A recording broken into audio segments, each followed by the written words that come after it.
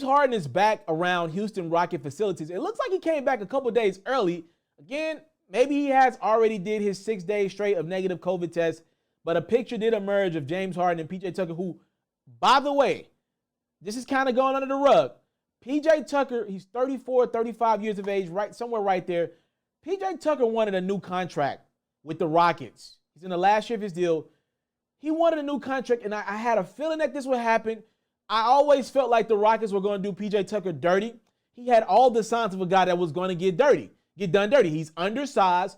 The Rockets literally had this dude playing center. I mean, literally, he was guarding Anthony Davis a couple months ago, which is ridiculous. Anthony Davis is damn near 7 inches taller than PJ Tucker.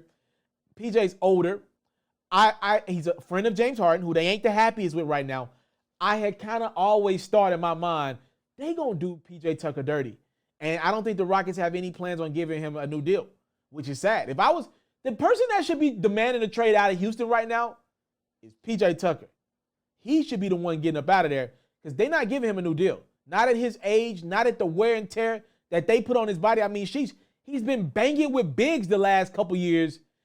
That dude he probably ain't got a lot left in the tank, man. There's got to be a lot of wear and tear on PJ Tucker. I'm so happy that they got centers again so PJ Tucker can, be a small forward again. So, again, James Harden and PJ Tucker spotted at Houston Rocket facilities. That's a good sign, not a great sign. So I want to read you guys some quotes from current Rockets players and their head coach, Stephen Silas, who, he said he did talk to James Harden. He said he did say hi to Harden. I don't like how Stephen Silas has been handling all this with Harden. Definitely been handling it as a first-year head coach. Let me give you guys John Wall's quote after the Rockets' big win over the Bulls. I know it's the preseason, but John Wall and Demarcus Cousins both look good. I think John Wall had 13 points, 9 assists. Go check out my highlight if you missed that preseason action last night. Again, it's not about who wins and loses, but it's about looking the part and getting your condition down packed as we edge closer and closer to the regular season. Quick turnaround here. John Wall said, "We know what these guys can bring to our team and how much better they can make our team. We know what James can do, one of the best scorers you've ever seen. When you add those pieces to what we have now, I feel like we can be a very special team." DeMarcus Cousins added, "I think it was a good showing. Whoever's watching, who's ever interested.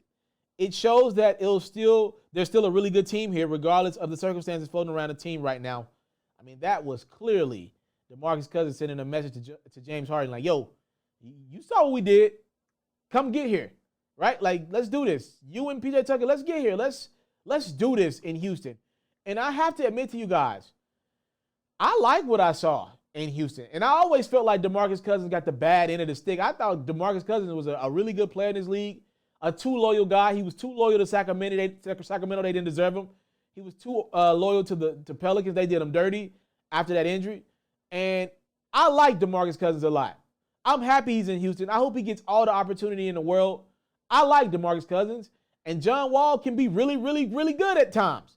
So I like that Rockets team. To me, it all comes down to James Harden's willingness to let John Wall be on the basketball. It cannot be a dribble show of James Harden. It cannot be. Let these guys create for you. Cousins he can decently pass the basketball out of the post. You know what James Harden hasn't seen a lot of in the last few years? Open looks. He ain't got a lot of open looks. He's been playing some tough minutes for the Rockets, some do-it-all basketball, and now you finally got some guys that can help you out. Your guy PJ Tucker can focus on guarding the other team's best guard or best small forward, which seemingly will help James Harden out more, right? You got everybody going back to their rightful position. It all comes down to James Harden's willingness to want to let everybody do that, right? If he ain't for that, then he ain't for that team. And there are people, I'll talk about Steven Jackson's quote in another video.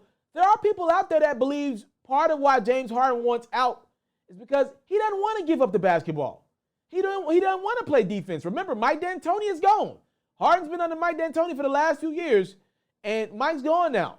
You got coaches in there that want you to play defense, want you to be committed, and don't want you just to dribble the basketball. There are people who believe James just doesn't want to be coached that way. He liked the flexibility. To me, Mike D'Antoni was a nothing coach. And I know he's probably going to get into the Hall of Fame. But to me, people like playing for Mike D'Antoni because he doesn't do anything. He lets you just do whatever the hell you want in 7 seconds or less. So there are people out there that look at it as like maybe Harden just doesn't want structure. And that's unfortunate because he is one of the greatest scorers we've ever seen, like John Wall said. But the greatest that we've ever seen play all needed structure. Mike needed structure. Kobe needed structure. They ironically both needed the same guy. In regards to LeBron, this is the most structure that he's had in his life. Right now with Frank Vogel, Jason Kidd, and that staff that the Lakers got. So, I mean, you got to have structure if you're going to win big in this league. And if James don't want to do that, maybe he doesn't want to be in Houston for real.